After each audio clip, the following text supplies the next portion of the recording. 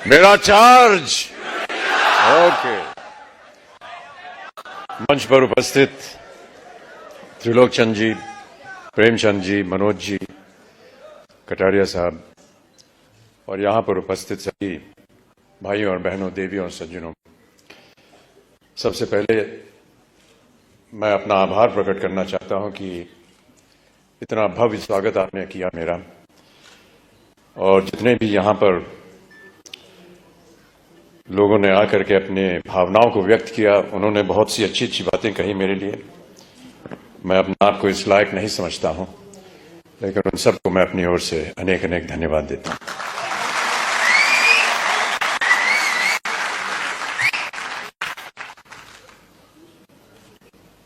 यहां पर जब मैं आया तो कार्यक्रम के आरंभ में आपने फूलों से मेरा स्वागत किया,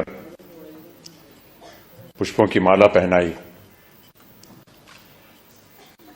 और मैं ऐसा मानता हूं कि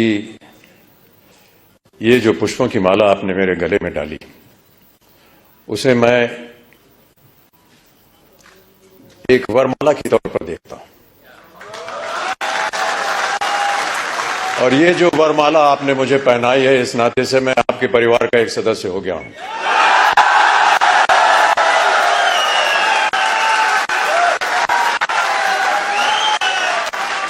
आरसीएम के परिवार अब मेरा परिवार भी है। और जितने भी वादे जिन लोगों को आज यहां पुरस्कृत किया गया, और जितने भी यहां पर सज्जन पुरुष आए हैं, जितनी भी मेहनत आप कर रहे हैं, मैं ये वादा करता हूं कि उतनी ही मेहनत मैं भी करूंगा,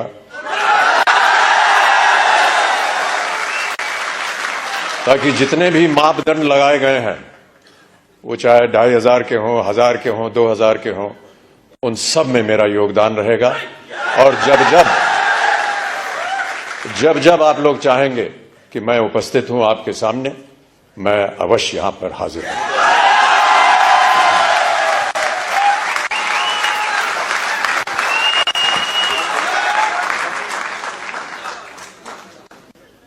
बहुत सारी भूमिका लिख करके मुझे दी गई थी यहां आने से पहले कि इन बातों को लेकर के आप बोलिएगा यहां की जनता को। वो कागज है मेरे पास, लेकिन मुझे लगता है कि वो कागज मनोज जी के लिए बनाया गया था, वहां से गायब करके मेरे पास आ गया। फिर भी मैं ऐसा मानता हूं कि उसकी आवश्यकता नहीं पड़ेगी। मुझसे कहा गया था कि जितने भी यहां पर लोग हैं, उन सबको प्रोत्साहित करने के लिए कुछ शब्द आप बोल दीजिए। मेरा ऐसा मानना है कि किन शब्दों में आपको प्रोत्साहित करूं? सर आप एक बार जय आरसीएम बोल दीजिए। जय आरसीएम।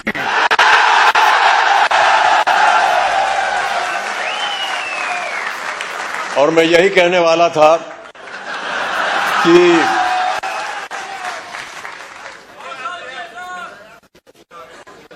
जो आपको प्रोत्साहित करने वाले हैं, वो आपके सामने यहां मौजूद हैं, त्रिलोक चंद जी। ये जीते जागते उदाहरण है इस कंपनी के, और जितने भी लोग इसके साथ संलग्न हैं। कितनी अच्छी अच्छी बातें बताई उन्होंने, संघर्ष की बात की, एक विजन की बात की। बहुत कम लोग ऐसे होते हैं विश्व में जो दूरदर्शी होते हैं, और मेरी नजर में जो लोग दूरदर्शी होते हैं, उनका सम्मान नहीं करना चाहिए, उन्हें ईश्वर जैसा मानना चाहिए। हम और आप तो शायद नहीं देख पाएंगे कि कल क्या होगा, लेकिन इनकी नजर में होता है, और वो देख पाते हैं कि आगे आने वाले दिन कैसे होने वाले हैं। तो इनको एक ईश्वर का दर्जा दिया जाता है। मैं ऐसा मानता हूं कि आप लोगों को एक ईश्वर की तरह त्रिलोक चंद जी आपके सामने मिले।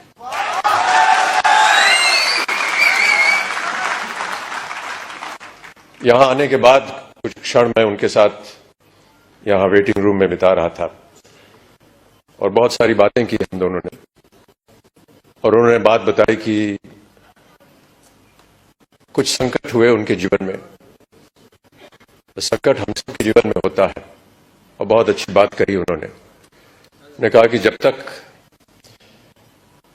हर एक के जीवन में कोई दुख दर्द संकट नहीं आता तब तक हमें पता नहीं चलता कि जब अच्छाई होती तो उसका मूल्य क्या होता है। और मैं इस बात को भी मानता रहा क्योंकि मेरे जीवन में भी कई ऐसे क्षण आए जहां पर मुझे संघर्ष करना पड़ा। कई बार हताश होकर के मैं पूज्य बाबूजी से, जब वो जीवित थे, तो उनके सामने जाकर के कहता था कि बाबूजी जीवन में संघर्ष बड़ा है। तो उन्होंने बहुत अच्छी बात बताई। उन्होंने कहा कि बेटा जब तक जीवन है तब तक संघर्ष है।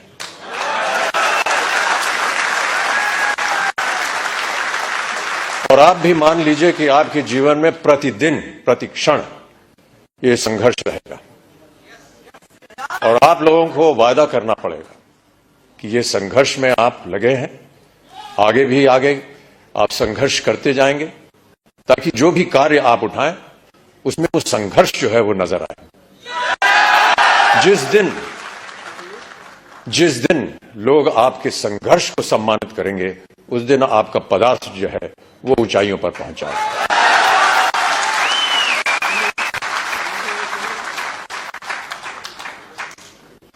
माता पिता का सम्मान करना हमारी संस्कृति रही है भारत में, और हम सब हमेशा उनकी बातों को याद रखते हैं। कई बार बाबूजी से पूछता था कि मेहनत करने के लिए क्या करना चाहिए। उन्होंने कहा कि काम करना चाहिए और समय से काम करना चाहिए। एक संस्कृत का श्लोक उन्होंने मुझे बताया कि सूर्योदय चास्तमय चशाइनम जहाति लक्ष्मी रवि चक्रवर्तीनम। माने ये कि सूर्य उदय होने से लेकर के और अस्त होने तक जो इंसान सोता है वो चाहे चक्रवर्ती राजा भी क्यों ना हो, उसकी धनराशि जो है वो गायब हो जाती है। तो सूर्य उदय होने से पहले आपको उठना पड़ेगा और न्यूट्री चार्ज को आगे बढ़ाना पड़ेगा।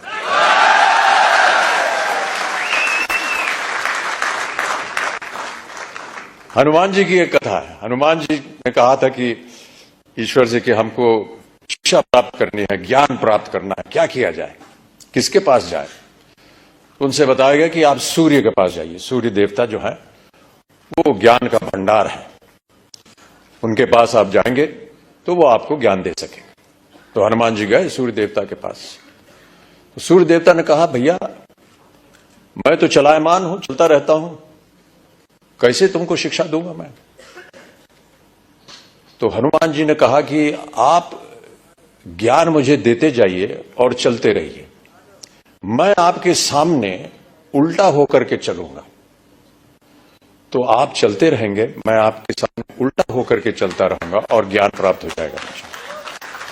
कहने का तात्पर्य यह है कि सूर्य के आगे आपको चलना पड़ेगा, तभी जाकर के आपको ज्ञान प्राप्त होगा, तभी आपका संघर्ष जो है वो सफल होगा। प्रोत्साहित करने के लिए एक कविता की कुछ पंक्तियां हैं। इससे पहले मधुशाला की एक पंक्ति पढ़ी गई थी, क्षमा चाहता हूं, उसमें थोड़ी बहुत त्रुटियां थी। जो यहां सज्जन पुरुष आए थे उसको मैं दोबारा एक बार सुनाना चाहूंगा आपको कि मदिरालय जाने को घर से, मदिरालय जाने को घर से चलता है पीने वाला, किस पथ से जाऊं असमंजस में है वो भोला भाला, अलग अलग पथ बदलाते सब, पर मैं ये बतलाता हूं कि राह पकड़ तू एक चला जल, पा जाएगा मधुशाला।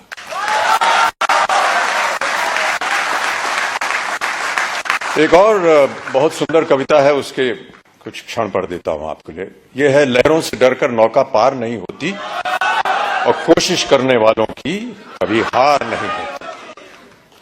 नन्ही चींटी जब दाना लेकर चलती है, चढ़ती दीवारों पर 100 बार फिसलती है, मन का विश्वास रगों में साहस भरता है, चढ़कर गिरना गिरकर चढ़ना न अखरता है, आखिर उसकी मेहनत बेकार नहीं होती, कोशिश करने वालों की कभी हार नहीं होती। तो आपकी कोशिशें हमेशा बनी रहें। आपका सहयोग रहा है। जिनको भी आज पुरस्कार दिया गया है उनको मैं अपनी ओर से एक खास बधाई देता हूं और उम्मीद करता हूं कि इसी तरह हर कार्यक्रम में आपके साथ जब मैं आऊं तो और भी लोग पुरस्कार प्राप्त करने के लायक हों और मैं उनके साथ उन्हें पुरस्कार दे सकूं, उन्हें प्रोत्साहित कर सकूं। अंत में जाने से पहले बाबूजी की एक और कविता की कुछ पंक्तियां आपको सुनाना चाहूंगा। इस कविता का शीर्षक है अग्निपथ। अग्निपथ बाबूजी ने लिखी थी उस जमाने में जब भारत अपनी स्वतंत्रता के लिए लड़ाई लड़ रहा था अंग्रेजों के खिलाफ। तो भारत की जनता को प्रोत्साहित करने के लिए उन्होंने ये कविता लिखी थी। लेकिन मेरा ऐसा मानना है कि ये एक ऐसी कविता है जो हर क्षण, हर वर्ष, हर युग में उसका एक ही मायने निकलता है, प्रोत्साहित करती है जनता को। तो आपको भी मैं प्रोत्साहित करने के तौर पर अग्निपथ की कुछ पंक्तियां सुना देता हूं कि अग्निपथ अग्निपथ अग्निपथ, वृक्ष हो भले खड़े, हो बड़े हो घने, एक पत्र छाह भी मांग मत मांग मत मांग मत। अग्निपथ अग्निपथ अग्निपथ, तू न रुकेगा कभी, तू न मुड़ेगा कभी, तू न झुकेगा कभी, कर शपथ कर शपथ कर शपथ। अग्निपथ अग्निपथ अग्निपथ, ये मनुष्य है, चल रहा मनुष्य है, अश्रु श्वेद रक्त से लथपथ लथपथ लथपथ। अग्निपथ अग्निपथ अग्निपथ। मैं आशा करता हूं कि आप सब इस अग्निपथ को स्वीकारें और इस पथ पर चलकर अपने श्रम से, अपने कार्य से इस अग्नि परीक्षा को पार करें और आरसीएम को और न्यूट्रिचार्ज को एक ऐसी ऊंचाई पर पहुंचाएं जहां विश्व भर में इसका नाम हो। बहुत सारे पुरस्कार इसको पहले भी मिल चुके हैं, लेकिन पुरस्कारों से ज्यादा हमें मेहनत करनी होगी। पुरस्कार मिलते रहेंगे, आते रहेंगे, लेकिन सबसे बड़ा पुरस्कार वो होता है जब आपको अपने मन के अंदर ये सांत्वना मिलती है कि हमने जो मेहनत की वो पुरस्कार के लायक थी। बहुत बहुत धन्यवाद। और जैसा कि मैंने कहा, अब मैं आपके परिवार का एक सदस्य हो गया हूं। कभी भी आप हमको बुलाएंगे तो मैं आपके सामने हाजिर होऊंगा और आपके साथ मिल करके न्यूट्रिचार्ज को आगे बढ़ाएंगे, आरसीएम को आगे बढ़ाएंगे। बहुत बहुत धन्यवाद।